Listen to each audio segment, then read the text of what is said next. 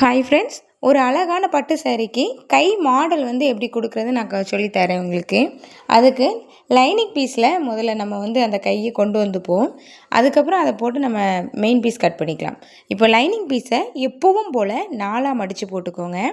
நம்ம அந்த அவுட்லைனை எப்போவுமே கொஞ்சம் வரைஞ்சி பாருங்கள். இது என்ன மெத்தடில் நம்ம எடுக்கலாம் அப்படின்னு உங்களுக்கு புரியும்.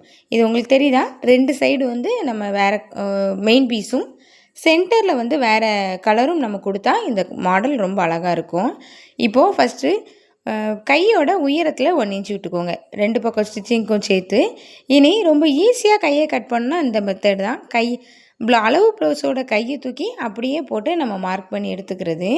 நான் காமிக்கிற மாதிரி ரொம்ப கவனமாக நீங்கள் இதை மார்க் பண்ணிங்கன்னா உங்களோட அளவு ப்ளவுஸ்லேருந்து அளவு கொஞ்சமும் மாறாது. புரியுதா உங்களுக்கு? நீங்கள் கையோட அளவில் இருந்து 1.5 இன்ச்சு நம்ம எக்ஸ்ட்ரா ஸ்டிச்சிங்க்காக சேர்த்துக்கணும். இப்போது இந்த கையில் ஒரு சின்ன மாற்றம், உயரத்தில் மேலேருந்தே ஒரு 1/2 இன்ச்சு எடுத்துகிட்டு இந்த மாதிரி பெண்ட் பண்ணி விட்டுருங்க. 1/2 இன்ச்சு கேப்பு போதும். அதை எடுத்துகிட்டு அப்படியே கீழே இப்படி பெண்ட் பண்ணி விட்டுருங்க. இனி உங்களோட பேட்டர்ன் இதில் கரெக்டாக வருதான்னு வரைஞ்சி பார்த்துக்கோங்க. இப்போ நீங்கள் போட்டிருக்க பெண்டுக்கு இந்த பேட்டர்ன் அழகாக வருது இல்லையா? இனி அப்போ நம்ம ஸ்டிச்சிங்க்கும் சேர்த்து கீழே வளைச்சி விட்டுருங்க. இப்படி பண்ணிங்கன்னா உங்களுக்கு அந்த பெண்டு அளவு மாறாமல் கரெக்டாக கிடைக்கும். இப்போது இதை கையை கட் பண்ணி எடுத்துக்கலாம். நம்ம கை கட் பண்ணும்போது இந்த பெண்டு போட்டிருக்கோம் இல்லையா, அதையும் கட் பண்ணி நம்ம எடுத்துடணும். மெயின் பீஸில் அந்த பெண்டை நம்ம கட் பண்ணக்கூடாது, அதை ஞாபகம் வச்சுக்கோங்க. இப்போது அந்த பெண்டையும் நம்ம கட் பண்ணி எடுத்துக்கலாம். எடுத்துட்டு நம்ம கட் பண்ண பீஸ் ஒன்று இருக்குது இல்லையா, அதை நீங்கள் தூர போட்டுறக்கூடாது.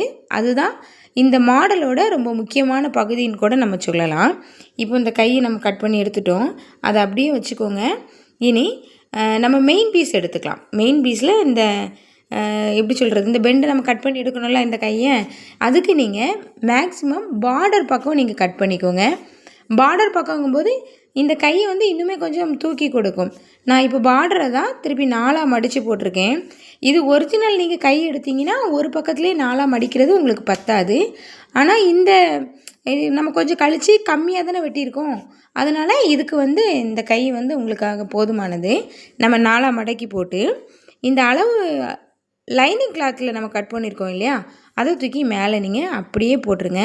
கரெக்டாக வந்திருக்கு. இதில் நீங்கள் ரொம்ப கவனிக்க வேண்டியது என்ன தெரியுமா? நான் எதுலேருந்து கட் பண்ணுறேன்னு பாருங்கள். நீளத்தை நீங்கள் கட் பண்ணி விடல, லேசாக அந்த பெண்ட் பண்ணி நம்ம மேலாட்ட அப்படி கட் பண்ணி விட்டுட்டோம். இதை நீங்கள் நடுவில் பெண்ட் பண்ணி கட் பண்ணி எடுத்துட்டிங்கன்னா உங்களுக்கு கை ஸ்டிச் பண்ணும்போது ரொம்ப கஷ்டமாக இருக்கும். அது ஏன்னு நான் உங்களுக்கு சொல்கிறேன். நீங்கள் அதை கொஞ்சம் கவனமாக செஞ்சிங்கன்னா உங்களுக்கு ஸ்டிச் பண்ணுறது ரொம்ப ஈஸியாக இருக்கும். இப்போ நான் கட் பண்ணி இதை எடுத்துகிட்டேன். அப்படியே நீங்கள் சுருட்டி தொலைச்சிடாமல் வச்சுக்கோங்க. இனி நம்ம அந்த சென்டரில் கொடுப்போம் இல்லையா ஒரு மாடல், அதை நம்ம கட் பண்ணி எடுத்துக்கணும். அதை கட் பண்ணுறதுக்கு நான் சொன்னேன் பாருங்க, அந்த கிளாத், அதாவது நம்மளோட கட் பண்ணி தூக்கி போட்ட கிளாத்தை நீங்கள் எடுத்துக்கோங்க, குட்டி துண்டு. அதை கேன்வாஸில் நம்ம போட்டுக்கலாம். இந்த பெண்டு நீங்கள் அழகாக கேன்வாஸில் எடுத்து கிளாத்தில் ஸ்டிச் பண்ணிங்கன்னா ரொம்ப நீட்டாக அந்த ஃபினிஷிங் வரும் நம்மளுக்கு.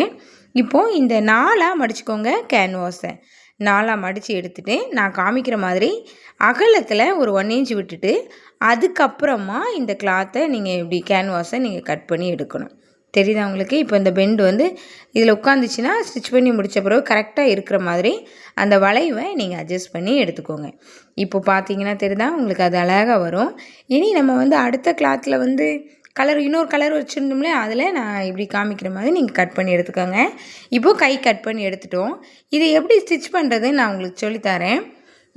நம்ம கட் பண்ணாமல் வச்சுருக்கோம் இல்லையா சென்டரில், அதை எப்படி யூஸ் ஆகுதுன்னு நான் உங்களுக்கு இப்போ சொல்கிறேன். நீங்கள் இதை கட் பண்ணாமல் இப்படி எடுத்தீங்கன்னா தான் நீங்கள் கரெக்டாக 2 கைக்கும் 2 துண்டையும் கரெக்டான கைக்கு நீங்கள் லைனிங் கொடுத்து பொருத்த முடியும். தனித்தனியாக எடுத்துட்டிங்கன்னா இன்னுமே கொஞ்சம் நீங்கள் கவனம் செலுத்தி அதை ஸ்டிச் பண்ணுற மாதிரி இருக்கும். இப்போது நீங்கள் இதை கீழே அடிச்சுக்கலாம். 1/2 இன்ச்சுக்கு நம்ம அடித்து திருப்பணும். திருப்பும்போது ஒரே நேர்கோட்டில் நீங்கள் அடிங்க. 1/4 இன்ச்சு அடிக்கிறீங்களா, ஃபுல்லாக 1/4 இன்ச்சு அடிங்க. 1/2 இன்ச்சு அடிக்கிறீங்கன்னா ஃபுல்லாக அடிங்க. ஃபூட்டரை தூக்காமல் உங்களால் எவ்வளோக்குள்ளே அதை நிறுத்தி பொறுமையாக பெண்ட் பண்ணி அடிக்க முடியுமோ அவ்வளோக்குள்ளே நீங்கள் அடிச்சுக்கோங்க. அதை அப்படியே ஒரு பக்கம் அடிச்சுட்டு திருப்பி இந்த பக்கமும் நீங்கள் அப்படியே அடித்து விட்ருங்க. லைனிங்கை தூக்கி அது மேலே வச்சு காமிக்கிற மாதிரியே. இப்போது இதை நீங்கள் கட் பண்ணாமல் இருக்கிறதுல உள்ள பெனிஃபிட் இதுதான். ஏன்னா உங்களோட முன்பக்கமும் பின்பக்கமும் லைனிங் அட்டாச் பண்ணும்போது மாறி போகாமல் இருக்கும். நீங்கள் அதுக்காக நீங்கள் நேரம் செலவழிக்க வேண்டாம். இப்போ நீங்கள் அடுத்த பக்கமும் நீங்கள் தச்சு எடுத்துக்கோங்க. நான் அரை இன்ச் இருக்கிற மாதிரி நான் இது ஸ்டிச் பண்ணியிருக்கேன். வளைவில் வந்து நிறுத்தி முக்கு வச்சு நீங்கள் அடித்து விட்றாதீங்க. ஃபூட்டரை அப்படி மெதுவாக திருப்பி நீங்கள் அதை அடிச்சுக்கோங்க. இனி நம்ம அடித்த பக்கத்தில் இருக்கிற எக்ஸ்ட்ரா கிளாத்தை நீங்கள் கட் பண்ணிக்கோங்க. கட் பண்ணிட்டோன்னா தான் நம்மளுக்கு இனிமேல் கட் கொடுத்து திருப்பும்போது இன்னுமே அந்த இடம் ரொம்ப நீட்டாக வரும். இப்போ நம்ம இதை கட் கொடுக்க போகிறோம். இனி நீங்கள் அந்த சென்டரில் இருக்க கட்டை நீங்கள் கொடுத்துக்கலாம். ஏன்னா இனி மாறாது இல்லையா, லைனிங் வச்சு தைக்கும்போது தைக்கிறது மாறிடுமோன்ட்டு தான் நம்ம அந்த இதை சேர்த்தே வச்சுருந்தோம். இனி கட் பண்ணிவிட்டு வேஸ்ட் கிளாத்தை கட் பண்ணிவிட்டு நான் காமிக்கிற மாதிரி அந்த பெண்டில் ஒரு 2-3 கட் கொடுத்துக்கோங்க. நான் 4-5 கட் கொடுத்துருக்கேன். திரும்ப இன்னொரு பக்கத்துக்கும் நீங்கள் அதே மாதிரி கட் கொடுத்துக்கோங்க. திருப்பும்போது இதுக்கு மேக்ஸிமம் அமுக்கடி வந்து போட முடியாது. அமுக்கடி போட்டிங்கன்னா எனக்கு தெரிஞ்ச அந்த ஃபினிஷிங் வந்து வராது. நீங்கள் அப்படியே அதை நீங்கள் தச்சிருக்க பெண்ட் பண்ணி தச்சிருக்க ஸ்டைல்லையும் நீங்கள் கொடுத்துருக்க கட்லையும் நீங்கள் அதை திருப்பும்போது ரொம்ப அழகாக அதுவாகவே திரும்பி நிற்கும். இனி அப்படியே மெதுவாக திருப்பிக்கோங்க. அந்த வளையிற இடத்துல மட்டும் கொஞ்சம் கையை வச்சு நீங்கள் அட்ஜஸ்ட் பண்ணி அதை திருப்பி எடுத்துக்கோங்க. தெரியுதா உங்களுக்கு? திருப்பி எடுத்துட்டிங்கன்னா அதுக்கு மேலே நீங்கள் அமுக்கடி போட்டுக்கோங்க. அமுக்கடியை போட்டு எடுத்து நகட்டி வச்சுக்கோங்க. நம்ம ஏற்கனவே கேன்வாஸ் கட் பண்ணி வச்சுருந்தோம் இல்லையா, கேன்வாஸும் இன்னொரு கலர் வெந்தய கலரும் அது கூட நம்ம அதே மாதிரி ஒரு லைனிங் பீஸும் நம்ம கட் பண்ணி எடுத்துக்கணும். லைனிங் பீஸ், கேன்வாஸ், அந்த மெயின் கிளாத், இந்த 3 வச்சு நம்ம இதை வந்து தயார் பண்ணிக்கணும். அப்படின்னா தான் கீழ்ப்பக்கம் உங்களுக்கு வந்து கேன்வாஸ் வந்து வெளியே தெரியாமல் இருக்கும். இப்போது கீழே லைனிங்கை வச்சுக்கோங்க. நடுவில் கேன்வாஸ் இருக்கணும், மேலே உங்களோட மெயின் கிளாத் இருக்கணும். இந்த டிசைனுக்கு நீங்கள் இப்படி வச்சுட்டு என்ன பண்ணுங்கள், ஃபுல்லாக சுற்றி அமுக்கடி போட்டு விட்ருங்க. ஏன்னா நீங்கள் அமுக்கடினா ஜாயின் பண்ணி விட்டுருங்க. இது ஜாயின் பண்ணி விட்டுட்டிங்கன்னா கீழே வந்து நம்ம வந்து வெளியே சிலும்ப தெரியாமல் இருக்கிறதுக்காக நம்ம வந்து பைப்பிங் கொடுத்து இதை கவர் பண்ணிப்போம். ஆல்ட்ரேஷன், அதாவது வெந்தய கலரில் மெயின் பீஸ் இருக்குது. அப்போ நம்ம மாற்றி ரோஸ் கலரில் இதுக்கு லைனிங் கொடுத்துக்கலாம். இப்போ நீங்கள் அதை சேர்த்து ஜாயின் பண்ணி விட்ருங்க. ஜாயின் பண்ணி விட்டு பின்னாடி எக்ஸஸாக இருக்கிற கிளாத்தை நீங்கள் கேன்வாஸ் கட் ஆகிடாமல் கட் பண்ணி எடுத்துருங்க. இனிமேல் நம்ம இதை கட் பண்ணி எடுத்த பின்னாடி ஒரு 1 இன்ச்சில் ஒரு பக்கம் சிலும்பல் அடித்து கிராஸ் பீஸ் எடுத்து வச்சுருக்கோம். அந்த கிராஸ் பீஸ் வச்சு கண்டிப்பாக நீங்கள் பைப்பிங் போடுங்க.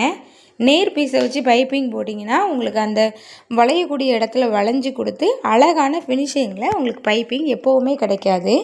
டிசைனிங்க்கு மட்டும் இல்லை, எதுக்குமே நீங்கள் கிராஸ் பீஸ் வச்சு பைப்பிங் போடுங்க. இப்போது எக்ஸ்ட்ரா இருக்கிற பிக்சர் எல்லாமே நம்ம கட் பண்ணி எடுத்துட்டோம்.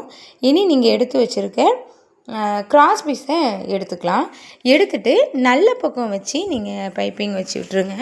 நல்ல பக்கம் அடித்து நல்ல பக்கத்தில் வச்சு ஒரு 1/4 இன்ச்சு பக்கம் நீங்கள் அடிங்க. ஏன்னா நீங்கள் 1/4 இன்ச்சு அடிச்சிங்கன்னா தான் திருப்பி நீங்கள் பைப்பிங் எடுக்கும்போது உங்களுக்கு அந்த ஒல்லியாக அழகான பைப்பிங் இதில் கிடைக்கும். அப்படி உங்களுக்கு ஃபஸ்ட்டே அதை அடிக்க முடியல அப்படின்னா ஒரு 1/2 இன்ச்சுக்கு அடிச்சுட்டு 1/4 இன்ச்சை நீங்கள் கட் பண்ணி எடுத்துருங்க. நான் காமிக்கிறேன் உங்களுக்கு. இப்போது நம்ம இந்த கிளாத்தில் நம்ம பைப்பிங் வச்சு எடுத்துப்போம், சரிங்களா? பைப்பிங் வைக்கிறதுக்காக முன்னாடி நான் அதில் இருக்கிற மேடு பலத்தை நான் கட் பண்ணிக்கிறேன். அதாவது ட்ரிம் பண்ணி விட்டுறேன். ரொம்ப கட் பண்ணி எடுத்துடாதீங்க, நான் பெண்டு மறைஞ்சி போயிடும். இனி இதுக்கு மேலே நம்ம என்ன பண்ணிக்கலாம், கிராஸ் பீஸ் வச்சு தைக்க ஆரம்பிக்கலாம். ஒரு 1/4 இன்ச்சு இருக்கிற மாதிரி நீங்கள் அதை அடிச்சுட்டு வாங்க. இழுத்து அடிக்க வேண்டாம். நம்ம பைப்பிங் கொடுக்கறதுனால லூஸ் கொடுத்து எவ்வளோக்கு எவ்வளோ லூஸ் கொடுக்க முடியுமோ அந்த கிளாத்தில் நீங்கள் லூஸ் கொடுத்து அந்த லைனை கிராஸ் பீஸை நீங்கள் தைச்சி எடுத்துகிட்டு வாங்க. 2 பக்கமுமே நான் சேர்த்தே தைச்சிக்கிட்டேன். இப்போ தைச்சி எடுத்துகிட்டு இனிதான் உங்களுக்கு அந்த பைப்பிங்கில் உள்ள ஒரு சீக்ரெட் என்னென்னா, நம்ம பைப்பிங் வைக்கிற அளவு எவ்வளவு தேவையோ, ஏன்னா உள்ளே வந்து கேன்வாஸ் இருக்குது, எக்ஸ்ட்ரா 2 கிளாத் இருக்குது இல்லையா, திக்னஸ் வந்து ரொம்ப அதிகமாக இருக்கும். நீங்கள் அவ்வளோ குண்டாக மடிச்சிங்கன்னா அது அழகாகவே இருக்காது. அதனால் உங்களுக்கு எவ்வளோ பைப்பிங்கோட திக்னஸ் வேணுமோ, அதாவது ஒல்லியாக வேணும்னா எந்த அளவுக்கு வேணுமோ அந்த அளவுக்கு நீங்கள் வந்து அதை மடித்து பைப்பிங் போட்டு விட்டுருங்க. நான் காமிச்சது உங்களுக்கு தெரிஞ்சால் 1 பாயிண்ட் அளவுக்கு தான் இருக்குது அந்த அகலம். நான் கட் பண்ணி எடுத்துட்டேன். இனி நம்ம அதை மடித்து அப்படியே பைப்பிங் வச்சு அடித்து விட்டுறலாம். சரிங்களா? ரொம்ப ஒட்டில் அடிக்க வேண்டாம். நீங்கள் கொஞ்சம் வெளியே அடித்தாலே உங்களுக்கு வந்து அது பைப்பிங் அழகாக தான் இருக்கும். ஏன்னா நம்ம அதில் ஸ்டோன் வச்சு கவர் பண்ணிப்போம் இல்லையா? இப்போது நான் பைப்பிங் ஃபினிஷ் ஆகிடுச்சு. பைப்பிங் முடித்து எடுத்துட்டேன். பாருங்கள் இவ்வளோ ஒல்லியாக ரொம்ப நீட்டாக அழகாக வந்திருக்கு. இதுக்கு வந்து நீங்கள் கிராஸ் பீஸ் யூஸ் பண்ணுங்கள். இனிமேல் அந்த அடுத்த பக்கமும் இன்னொரு பக்கமும் நம்ம அதை அடித்து எடுத்துப்போம். இதை அடித்து எடுத்துட்டு நம்ம வந்து இந்த பெண்டை ஏற்கனவே நம்ம அடித்து வச்சுருக்கோம் அந்த கையில் கொண்டு எப்படி மார்க் பண்ணி ஜாயின் பண்ணுறோங்கிறது தான் விஷயம். அதுக்கு நம்ம ஃபஸ்ட்டு அடித்து ஏற்கனவே வச்சுருக்கிற கையை எடுத்துக்கலாம். இந்த நம்ம பெண்டை நம்ம அடித்து வச்சுருக்கோம் இல்லையா? இப்போது சென்டரில் உள்ள அதர் கலரை இன்னொரு கலரை நம்ம வந்து எப்படி அந்த பெண்டில் கொண்டு கரெக்டாக மார்க் பண்ணோம் அப்படிங்கிறத நான் சொல்லித்தரேன். ஏற்கனவே நீங்கள் சென்டரில் அடித்து வச்சுருக்கீங்க இல்லையா? அதை நடுவில் வர்ற மாதிரி நீங்கள் மார்க் பண்ணிக்கணும். தெரியுதா உங்களுக்கு? இப்போது இதை ஒரு மார்க்கர் எடுத்து நீங்கள் நடுவில் ஒரு கோடு போட்டுக்கோங்க. கோடு இல்லாட்டி சின்னதாக ஏதாச்சும் ஒன்று வச்சு மார்க் பண்ணிக்கோங்க. இப்படி மார்க் பண்ணிவிட்டு திரும்ப நீங்கள் 2 பக்கமும் பெண்டு வச்சுருக்கீங்க இல்லையா கை, அதை வந்து ஒரு பக்கத்தில் ஃபஸ்ட்டு மார்க் பண்ணிக்கோங்க. இப்படி கையை வச்சு கீழே இருக்கிற வளைவு வந்து நடுவில் இருக்கிற வளைவும் சைடில் இருக்கிற வளைவும் ஒரே நேர்கோட்டில் இருக்கிற மாதிரி நீங்கள் இப்படி ஒரு ஸ்கேல் வச்சோ இல்லாட்டி ஏதாட்டும் ஒரு மிஷினோட எண்டை கூட நீங்கள் மார்க் பண்ணி நீங்கள் இப்படி மார்க் பண்ணிக்கோங்க. இதோட உயரமும் இது கரெக்டாக வளையிற இடமும் கரெக்டாக அந்த பக்கமும் இருக்கணும். அதுக்கு நீங்கள் ஒரு பக்கம் மார்க் பண்ணிவிட்டு இன்னொரு பக்கம் அந்த மார்க்கை விழுற மாதிரி நான் காமிக்கிற மாதிரி நீங்கள் தட்டி விட்டுருங்க. இப்போது உங்களுக்கு இந்த மார்க் அந்த மார்க் இந்த பக்கமும் உங்களுக்கு மார்க் ஆகிருக்கும். நீங்கள் இதை இப்போது இப்படி மார்க் பண்ணிவிட்டு அந்த சைடை வந்து நீங்கள் தூக்கி வச்சுக்கலாம். உயரத்தையும் நீங்கள் மார்க் பண்ணிக்கோங்க. சரிங்களா? உயரத்தை மார்க் பண்ணால் தான் உங்களுடைய கீழே இருக்கிற வளைவு கரெக்டாக இருக்கும். இப்போது இதை மார்க் பண்ணி விட்டுட்டோமா? இனி அந்த பக்கமும் நீங்கள் இதே மாதிரி அடித்து எடுத்துக்கோங்க. ஒரு பாயிண்ட் அளவுக்கு கேப் விட்டு இதை நீங்கள் அடித்து எடுத்துக்கோங்க. அடிக்கும்போது எந்த கிளாத்தையுமே நீங்கள் இழுத்துற வேண்டாம்.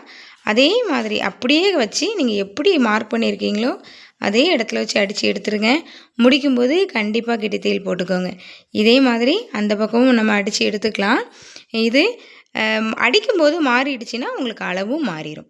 சரிங்களா? இப்போது இந்த கை நம்ம எப்படி அடிச்சிருக்கோங்கிறது உங்களுக்கு புரிஞ்சிருக்கோன்னு நினைக்கிறேன். மெதுவாக கொஞ்சம் ஸ்லோ பண்ணி நீங்கள் இதை கற்றுக்கோங்க. எல்லா பட்டு சேரீக்கும், அதாவது டபுள் கலர் இருக்கிற சேரீ எல்லாத்துக்குமே இந்த கை வந்து ரொம்ப சூட்டபுளாக இருக்கும். பட்டு சேரீ இல்லை, ஃபேன்சி சேரீக்குமே. இதில் வந்து சைடில் அந்த ஃபிஷ் மாதிரி வளைஞ்சிருக்குல்லையே அந்த இடத்துலலாம் நான் வந்து ஸ்டோன் வச்சு இதை கவர் பண்ணிப்பேன். ரொம்ப அதிகமாக உள்ள கேன்வாஸ் இருந்துச்சுன்னா அந்த உயரத்தையும் சைடில் உள்ளதையும் நீங்கள் கட் பண்ணி எடுத்துக்கோங்க.